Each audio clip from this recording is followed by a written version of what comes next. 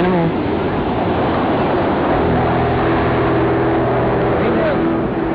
Ayun, no?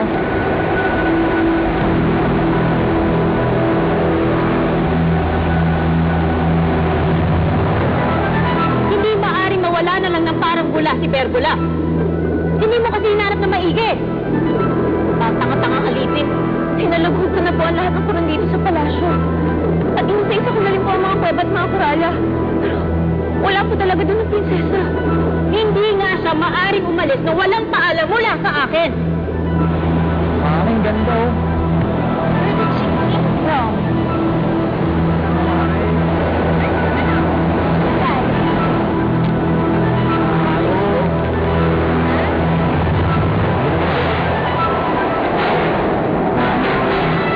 Akira! Nahanap niyo na ba ang aking sandata? Mahal na Reyna, naandito na po ang matalik na kaibigan ng prinsesa, si Susira. Pasalamat ka. Kundi malilit ka kasama.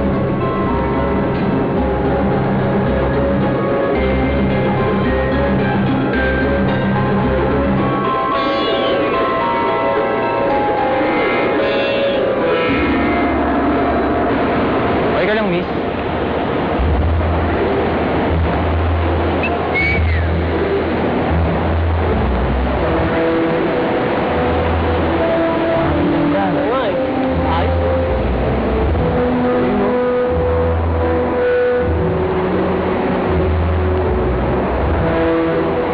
At bakit nasa iyo ang aking sandata?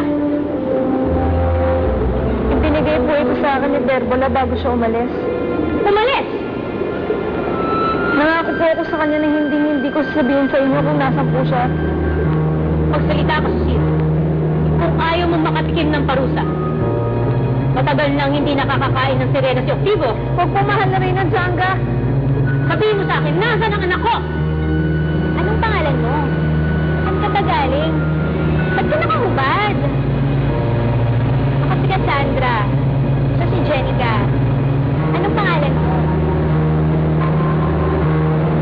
Pagkatapos po nun, umalis na po siya. Pinuntahan niya po si Fredo. Sinong Fredo? Gustong-gusto po siya ni Pergola. Si Fredo po ang tagalupang iniibig ni Pergola at ni Jezebel. Isabel, bawal na rin natin itong mga kamote. Tsak, nagugutom tayo sa biyahe. Sige na, ibahit mo na yun. Tapos halika, umalis na tayo. Sige na. Anong ginagawa niyo? Gusto po sana namin na umalis na po kami. Aalis kayo. Hindi ito ang tamang panahon para umalis ka. Hindi pa magaling ang mga sugat mo. Bigyan mo ng panahon mag-iinom ang mga iyan. Pero manang gustong-gusto na po talaga namin umuwi. Huwag mong madaliin ang sarili mo. Pero nasasabik na po talaga kami umuwi sa amin. Hindi ka pwedeng umalis. Hindi ako papayag.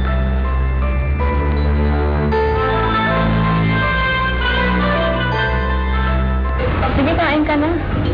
Excuse me lang, ah.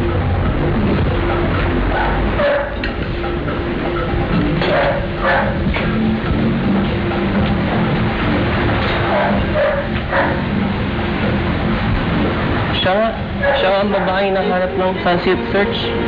Oo nga, no. Kaya pala pamilyar mukha niya sa akin kung ako pala siya makita.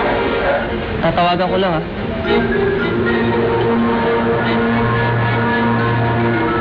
Hello, sir.